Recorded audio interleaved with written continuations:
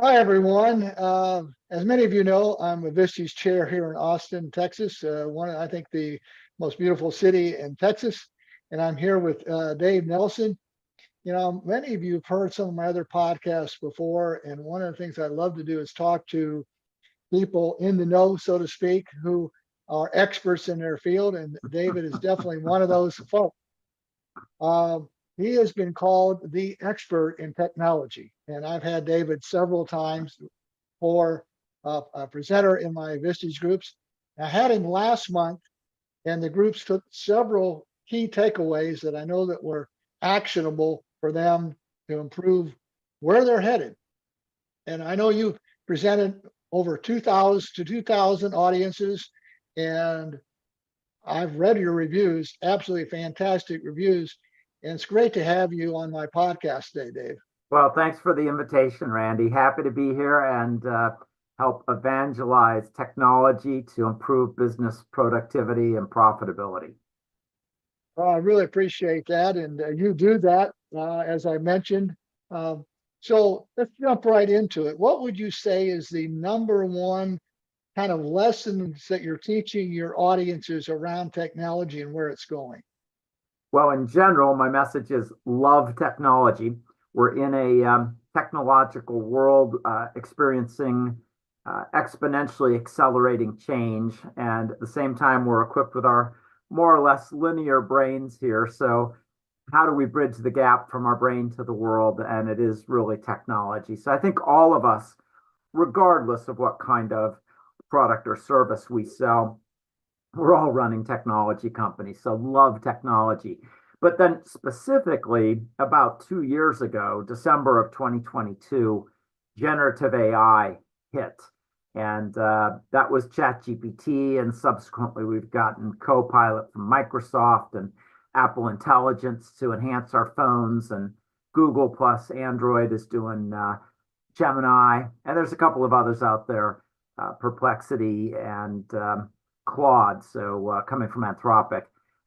These new generative AI tools are probably the most interesting technology I've seen in 40 years.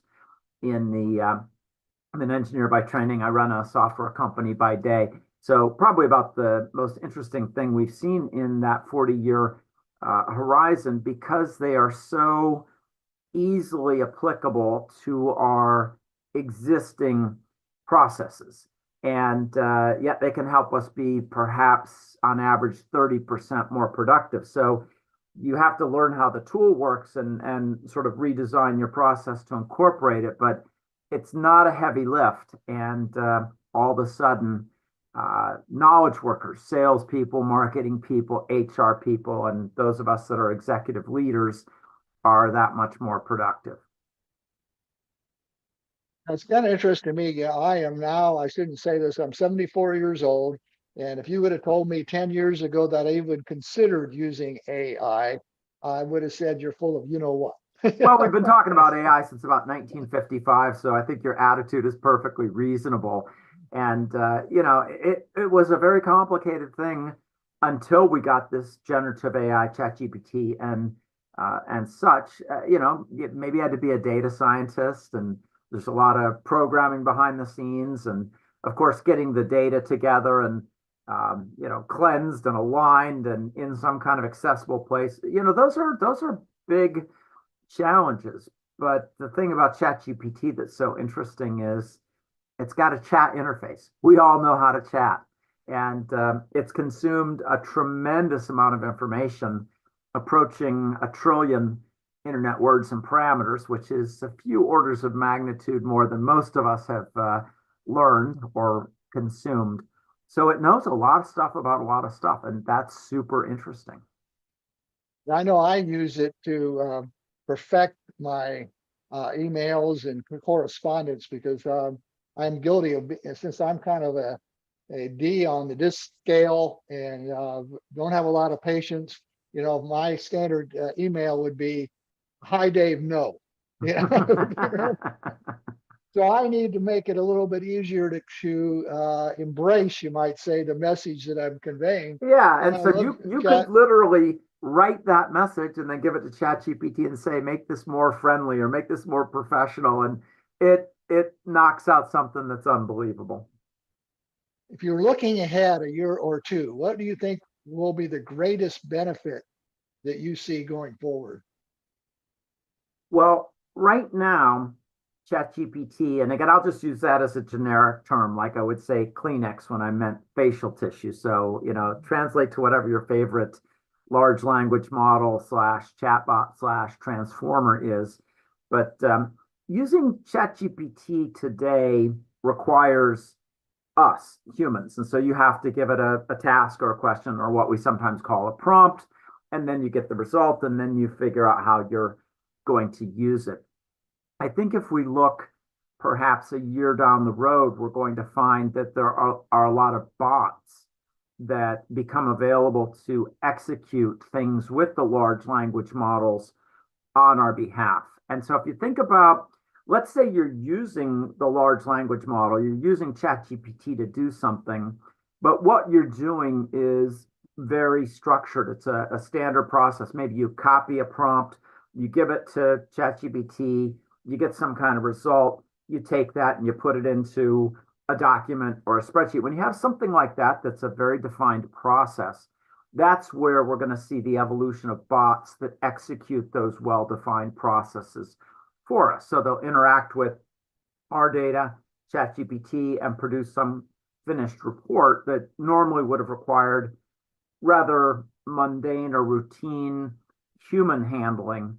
Those reports will be automatic. And so we'll just focus on the results or recommendations or what have you. So I think when we look forward a year from now, the big evolution with large language models will be these bots. I think I asked you this question a month ago, and I think it's a concern of some of us. Many of us have watched the movie The Terminator, and I was Skynet goes live in 2027, right? Right. Is there an up? We've often talked about the upside, which I see it, making us more efficient and better communicators and so forth. Is there a downside that you see? Well, just first, let's take a look at how any individual might look at this. They look at AI as a threat to their job. And, maybe 10 or 15 years down the road, that'll be the issue. But the threat to your job right now is somebody who does what you do, but they are using AI. So they are more productive than you are. And so I would encourage people not to fear being displaced by AI, but embrace it to make themselves more productive. That's really where we're at right now. AI can make you as a marketeer or as a salesperson or as an HR person more productive. So embrace it. But to your question, since you allude to Skynet and Terminator and all that, we don't know exactly how these models work. Neural networks can learn a lot of stuff, but they're not necessarily instrumented to know how they do things. Just for example, all of us humans can look at a color and name that color. We can distinguish about 1 million different wavelengths of light, or what we might call electromagnetic energy. And yet we don't really know how our neural network understands colors. And so if we don't know how our own neural network is working, even though we can do something, we can't really explain the how of it. And that's sort of where we are with ChatGPT. We can see it do amazing things, but we don't really understand exactly how it does those amazing things. Nobody does. I mean, not even the people who produce it, because these neural networks are sort of self-learning and they're probabilistic. And so there's some fear. We're starting to see some interesting emerging abilities from these various tools that show the glimmers, not of any kind of consciousness yet or emotion yet, but an alternate form of what we call intelligence. And so we don't know exactly how they're going to evolve going forward. So I think there's some natural fear. I will say that there are 4 different strategies, and don't ask me for details here, Randy, but 4 different strategies that the researchers are working to put guardrails around the AI. So, we'll probably be able to guardrail it, or otherwise align it with our interests, which means as it acquires capabilities that go beyond ours, and this might be 5 or 10 or 15 years from now, not something happening tomorrow, but as it gains those capabilities, it will be aligned with humanity, and ultimately billions of people will benefit with abundance like humanity has never known before. But there's some uncertainty. There's always some small probability that something happens that we can't predict, and that's why you see the articles out there with people issuing warnings. Not a high probability, but not a zero probability, and that has some people worried and a lot of people working on it. One of the limitations I've read about was with crypto and the data processing required for AI, the limiting factor seems to be, from what I've read, the amount of energy produced, because all these things are demanding a lot of energy. What do you see in that regard in the future?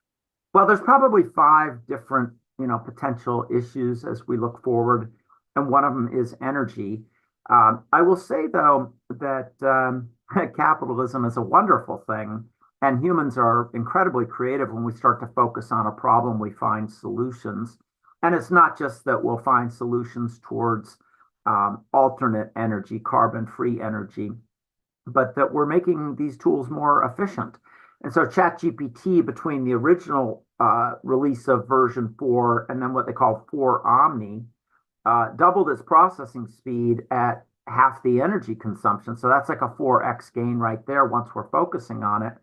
And, another opportunity with respect to energy, other than making the technology more efficient, all these things run on chips that were built for video gaming. NVIDIA's GPUs or graphics processing units, not things that were purpose built for AI. And so it's working great. And thanks to the video gamers for evolving the technology to the point that it could handle these massive parallel computing problems. But we're working on making these things run on lighter weight processors, the kind of CPUs that run our phones and our PCs and Macs. And we'll probably build AI chips going forward. And no doubt, just as we've made chips that run very efficiently in notebook, computer, or phone, they're very energy efficient. I suspect will solve that problem. So I don't worry too much about power as an issue. It's not to trivialize it, but that seems to me to be something we have lots of ways to tackle. Top of my list of sort of nearer term things to worry about. Right now, all those NVIDIA chips are produced at a single factory in Taiwan. So we've got geopolitical problems. If China goes into Taiwan, no more chips for a while. Now we're trying to solve that problem. The CHIPS and Science Act, which Congress passed 2 years ago, is funding all 5 major chip manufacturers to come back and manufacture in the good old US of A. We'll dig out of that in 5 years, but something happens near term with Taiwan or China, that's a problem. And then sort of, another major obstacle, which again, signs are looking good, but over the next 5 to 10 years, we have to transition from the kind of computing that we do today to what's called quantum computing. And, that's sort of the next curve as Moore's law on our traditional technology is starting to slow down. Quantum computing is certainly going to be required in the 2030 to 2035 range. And, it's coming along, but we haven't achieved all the breakthroughs we need there. So I think that's, another one to keep an eye on. So lots of things that are out there, but again, yay capitalism, yay human ingenuity. My guess is we solve these things. What would you say are the greatest? Let me rephrase it. What do you say is the greatest opportunity in AI right now? Well, ultimately, if you think about it, American business and capitalism are already sort of amazing in terms of the wealth we bring to humanity, especially citizens of capitalist countries. I think the real opportunity is as we get AI coming into our businesses, many of our businesses are going to see a lot of the processes move from, things that run between, 9 and 5 to 24/7 without an associated labor cost. And so I see as a larger trend, if we look over 10 years, labor costs are falling while business productivity goes up. And so we businesses will produce a level of abundance for humanity like the planet has never seen before. So more than enough for everybody. Now, some hard problems we're going to have to figure out if individuals can't make an economic contribution because they've been displaced by the machines. How do we distribute this abundance? And so it's not like this is an automatic, but if we have the abundance, then there are probably some interesting ways to solve the associated problems so that humanity collectively is, if you will, richer than ever before, and maybe has more time than ever before to interact with each other, which is what humans really love, interacting with other people. So that to me is the exciting, optimistic future as we look maybe 5 or 10 years down the road with this technology. Your presentation last month was around the lost interview with Steve Jobs. Was really, I didn't have a great feel for who Steve Jobs was before, but I really came to appreciate how brilliant he was. What was probably your number one, could have been your number one takeaway from that series? Yeah, so I mean, so many. Hard to pick one, but let me provide a little context for folks that are not familiar with it, and then I'll answer your question, Randy. So in 1995, when Steve Jobs was sort of a one-hit wonder, right? He'd been fired by Apple 10 years earlier, and it was still 2 years before he's going to return to Apple for Act Two, which nobody knew at the time. And he was sort of muddling through with a company called Next. So 95 is an interesting time. He's 40 years old, and maybe he's done the one thing he's ever going to do. And television producer in the UK, a guy named Robert Cringely, interviewed him as part of background for a 3-hour special that he was producing for Channel 4, again in the UK. And I mean, Cringely talked to 20 different tech luminaries, and they recorded these interviews, although they didn't use them by and large in the broadcast. It turned out after the broadcast that Cringely was talking to his director, Paul Sen, and the two of them concluded what was super interesting was not the 3 hours that they broadcast, the triumph of the nerds, the rise of technology. What was interesting was the 1 hour they spent with Steve. And so they were going to make it into a special here in the States. They shipped the master tape from London, England to Portland, Oregon Public Broadcasting, and it was lost, and it was the only known copy. So this one great interview disappeared, and it was gone, lost for 16 years. And on the day Steve Jobs died, that reminded the director, Paul Sen, that maybe he had a VHS copy in his garage, and a couple days later he found it and he brought it back. And so we get to watch this amazing, no holds barred 1 hour interview before Steve Jobs did all the magic that was Apple Act Two, right? There were no colorful iMacs yet, or iPods, or iPhones, or iPads, or Apple Stores, or Apple Care, or AirPods, or and none of that had happened. And so it's so interesting to get to hear him talk before he did most of what he did after he was 40, which is sort of cool. So to your question, that's sort of the background. Everybody takes different things, but one of the things I really liked about the interview, and it comes about 34 minutes and 50 seconds into the interview, he talks about his metaphor for a high performance team. And he says it's a rock tumbler. A rock tumbler is a little bit of friction, a little bit of noise, but you get these truly polished stones. And so a high performance team is a lot like that, a little bit of arguments, maybe some fights, all in a good quest, eyes on the prize, fighting not for who's right, but for what's right. We polish each other. And that's such an interesting idea because so many people think conflict is bad. And what Steve was really saying is, in order to have a high performance team, you have to have some conflict, but the good kind. And that just opens up a ton of conversations. Where I've come to is sort of a core value we're not in business to be one big happy family and all get along. We're here to, do some amazing things. And so recognizing the need to acknowledge good conflict, I love the core value of truth over harmony, right? If you think about it, truth is what's important over harmony, and always with respect, right? So we respect each other, but we speak our truth in the quest of, well, achieving amazing things, because none of us is as smart as all of us. Now, I could have cited 35 other ideas, but that's one that really resonates with me from the Steve Jobs Lost interview. This is one of the top ones on my list, and many of the my members who you were presenting to cited that as their number one takeaway because it's so impactful. And yeah, I know you're very familiar with Vistage. You've been a Vistage speaker for many years. And member for 15 years. Yep. And a member for 15 years. So how does that equate to being in a Vistage group and being in a peer group like Vistage? Oh, well, in some ways it's easier to practice the truth over harmony in a Vistage group. The cool thing about a Vistage group is we all come together for a day to work on our business instead of in our business every single month.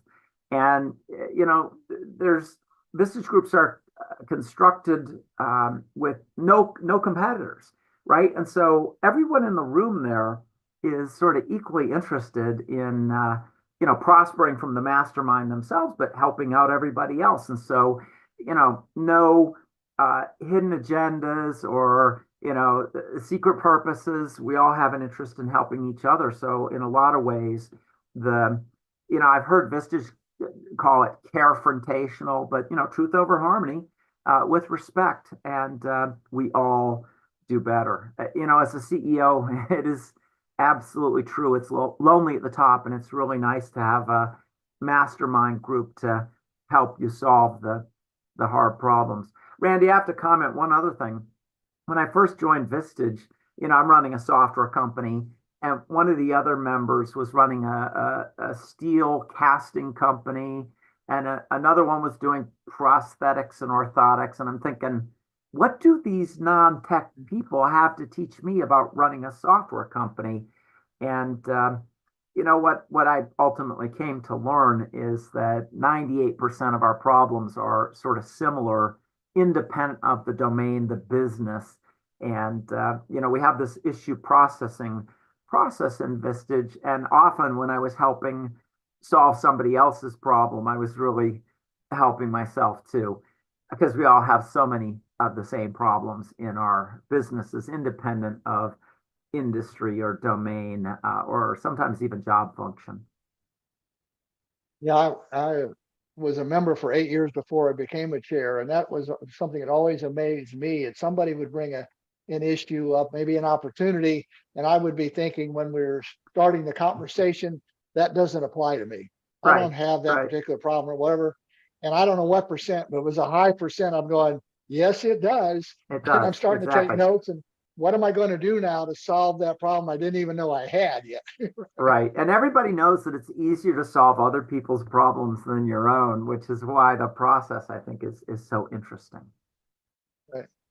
Any final thoughts of something I haven't asked that you would like to share with our viewers? Well, just one more thought, which sort of bridges both the technology discussion and the Steve Jobs discussion that I think would benefit everybody. Steve found so many of his ideas other places. And when we went through clip 8, which was about 30 minutes into that video, we talked about his visit to Xerox's Palo Alto Research Center. Xerox had invented the graphical user interface and the mouse and Ethernet and desktop publishing and email. And they showed it to Steve 6 years after it started collecting dust in the lab there at Xerox PARC. And of course, he brought us the Mac, and Paul Allen did a similar tour, and he brought us Windows at Microsoft. And so I think one of Steve's superpowers was being a curious explorer. And given the technological world we're in, I think we all need to be curious explorers, spend a certain amount of time outside of our business making sense of the changes in the world, and then bringing in the right kind of people, processes, technology to develop ideas in our businesses. So everybody should be a curious explorer so as to see the technology changes relevant to them before your competitors do. So yeah, let's all be curious explorers. That's a good way to bridge both the tech talk and the Steve Jobs talk. Yeah, I'm thinking again back to my time as a member, and I had a medical doctor, West Point grad in my group, who would ask questions that some people weren't willing to ask, because he never asked a question on how it made him sound, but he was curious all the time. So he had some questions that were just off the wall. He had some questions that were, whoa, I want to hear the answer to this. I mean, they were meaningful type questions because he was so curious. Now you're right. We sometimes lose that as adults. We don't want to sound like we're unsure, or makes us look less intelligent. I think that curiosity is something that we can all build on, and I appreciate that comment. All right. I love it. I love it. So for all the viewers out there, if you have an opportunity, a need for a speaker, I cannot suggest strongly enough that you invite Dave Nelsen in to speak to you. And he has several topics around AI. The Steve Jobs was even better than I estimated it would be, and just hit an absolute home run, Dave. I really appreciate your time with us last month, and I hope that I see you again very soon. I hope our paths cross again soon. Technology is changing so quickly. Even if it's tomorrow, Randy, I'm pretty sure it'll be an all different talk. I'm sure it will be, and you bring it to the table, that's for sure. So thanks for your time today, and everyone have a great day, and hope you enjoyed this podcast. Take care. Bye.